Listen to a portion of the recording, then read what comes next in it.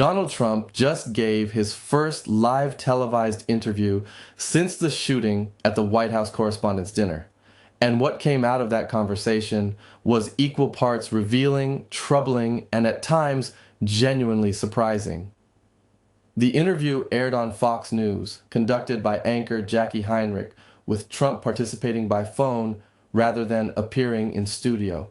And in the span of just one sit-down, Trump managed to touch on the shooting itself, the ongoing Iran situation, and a conspiracy theory about a Virginia ballot referendum that has absolutely no basis in reality.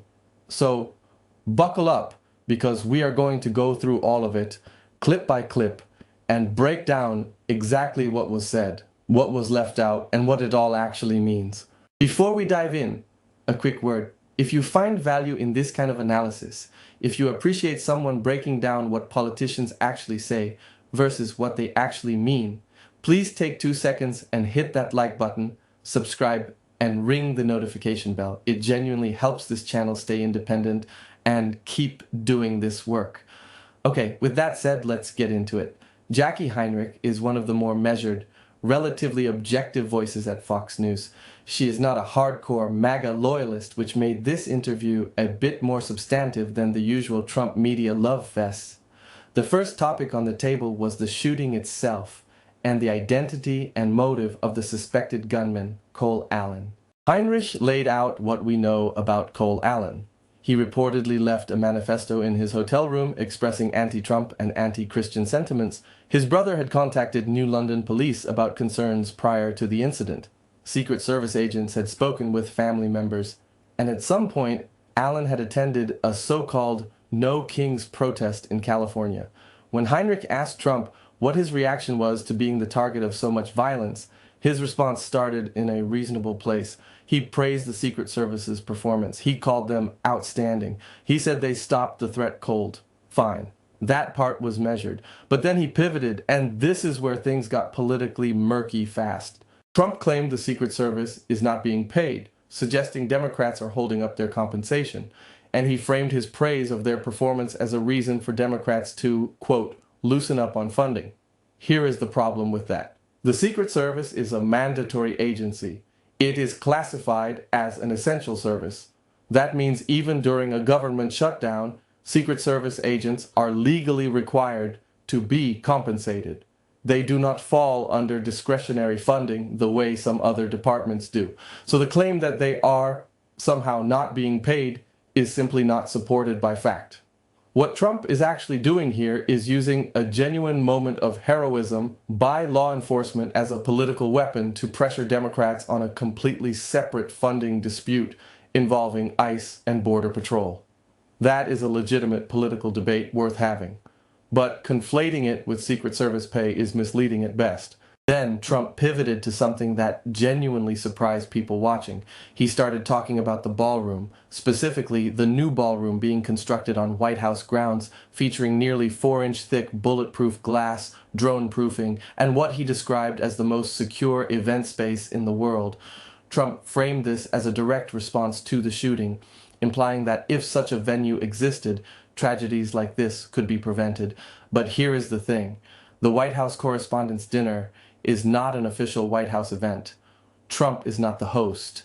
He is a guest, like any other president before him.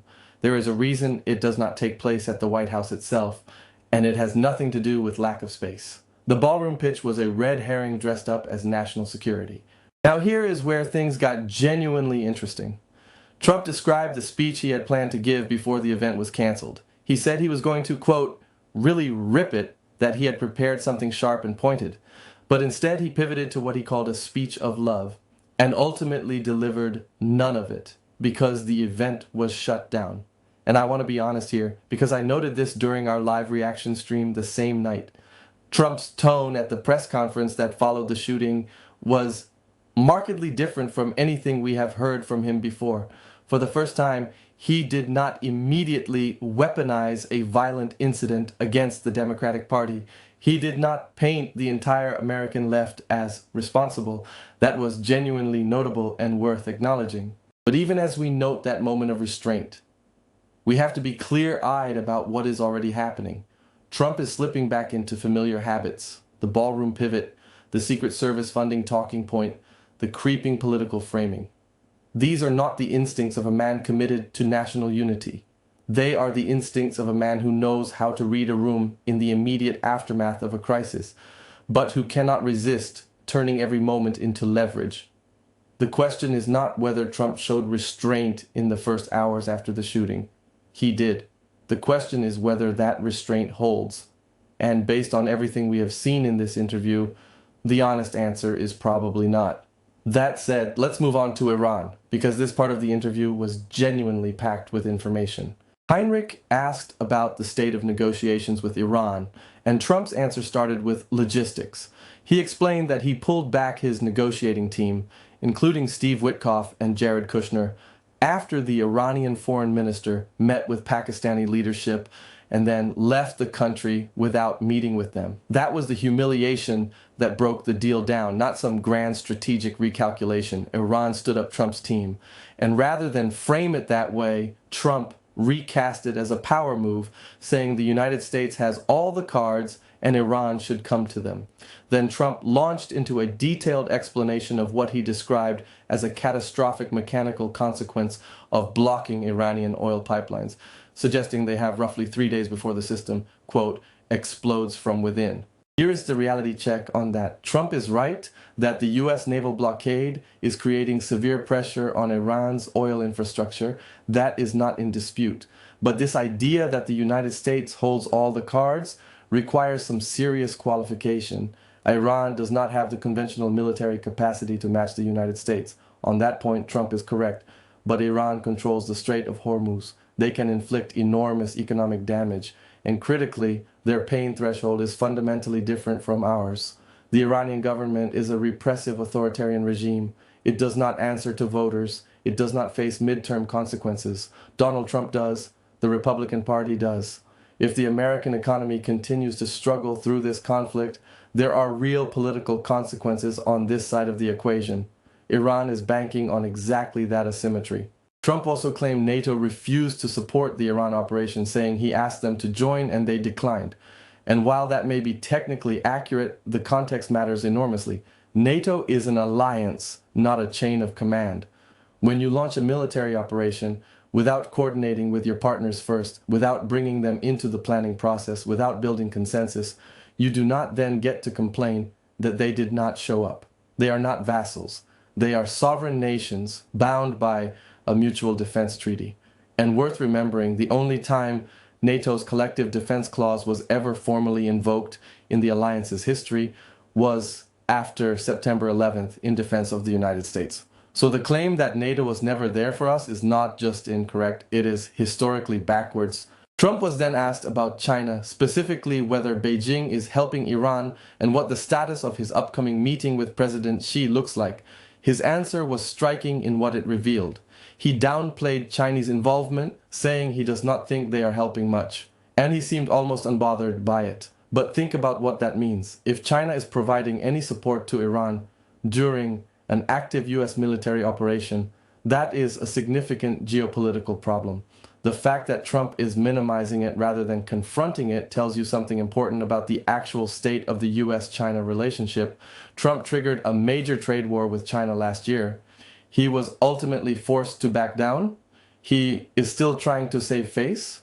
And Xi Jinping, watching all of that, clearly feels he has room to maneuver. That is not a position of American strength. And then we got to Virginia.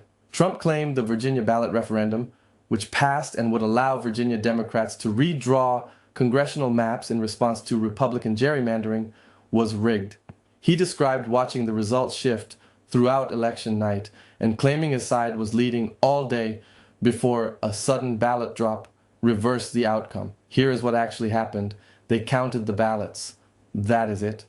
Vote counts shift throughout election night as different precincts and mail-in ballots are tabulated. This is completely normal. It happens in every election for both parties, but Trump has built his entire political identity around a single toxic premise. If he loses, it was stolen. And that mentality, which he has now spread to tens of millions of Americans, is starting to come back in ways he did not anticipate. We are already seeing it with the Correspondents' Dinner shooting. The same conspiracy ecosystem Trump helped create is now generating theories that the shooting was staged, that it was a false flag, that it never really happened. Trump built that machine. He cannot be surprised when it runs without him. The Virginia referendum was real. The count was legitimate. Legal challenges are underway, and the Virginia Supreme Court may ultimately strike the measure down. Trump may still get his preferred outcome through the courts, but that is not enough for him. It never is. He cannot accept the idea that he lost something fair and square, even when the evidence is overwhelming, because admitting a fair loss would crack the entire foundation of the political identity he has spent a decade constructing. So there you have it. Trump's first live interview since the shooting. A conversation that moved from genuine moments of measured tone to political maneuvering to factual distortions to baseless conspiracy theories, all within the span of a single phone call with a Fox News anchor. Jackie Heinrich conducted a solid interview, but when it wrapped up, she was effusive in her praise of Trump's response, and that part was disappointing, because here is the truth. Trump showing basic human decency in the immediate aftermath of violence should not earn him a standing ovation. It should be the baseline expectation every single day, in every single circumstance. That is the standard we should hold every leader to, without exception, without applause for simply meeting the minimum bar. Let me know what you think in the comments below. I read them. And, as always, stay sharp out there.